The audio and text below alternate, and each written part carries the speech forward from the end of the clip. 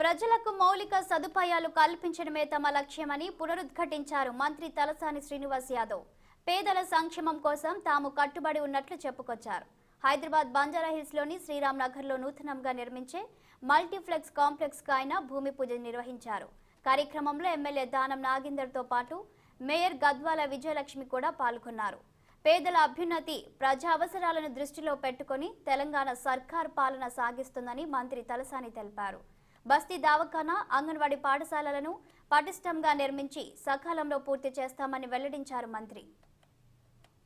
Multipurpose function hall ఉండాలి, దాంతోపాటు బస్తీ దవాఖానా ఉండాలి, ఆడుకోవడానికి కూడా స్థలం ఉండాలి, అంగన్వాడీ కూడా ఉండాలి.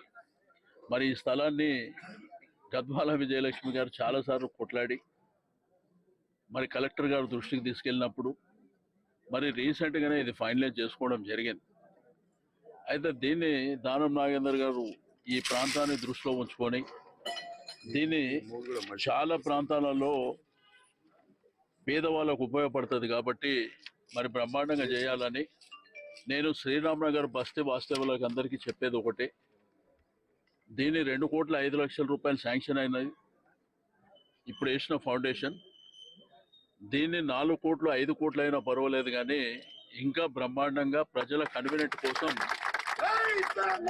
ఈ కార్యక్రమాలని మరి డిజైన్ చేయించడం జరుగుతుంది. ఈ రోజు శంకుస్థాపన, ఈ కమ్యూనిటీ హాల్ కి శంకుస్థాపన చేయడం జరిగింది. అయితే ఫస్ట్ ఆఫ్ ఆల్ నేను తలసాని శ్రీనివాస్ అన్న గారికి ధన్యవాదాలు తెలియజేసుకుంటున్నాను. ఎందుకంటే ఆయన ప్రోత్సాహం వల్లనే ఒక కలెక్టర్ తో మాట్లాడడం కానీ ఈ ముందుకు పోవడం జరిగింది. మీకు తెలుసు, ఎన్నో ఏళ్ల నుంచి ఇప్పుడు తలసాని మినిస్టర్ గారు చెప్పినట్టు ఎన్నో సంవత్సరాల నుంచి ఈ జగా గురించి మేము కొట్లాడుతూ వస్తూనే ఉన్నాము.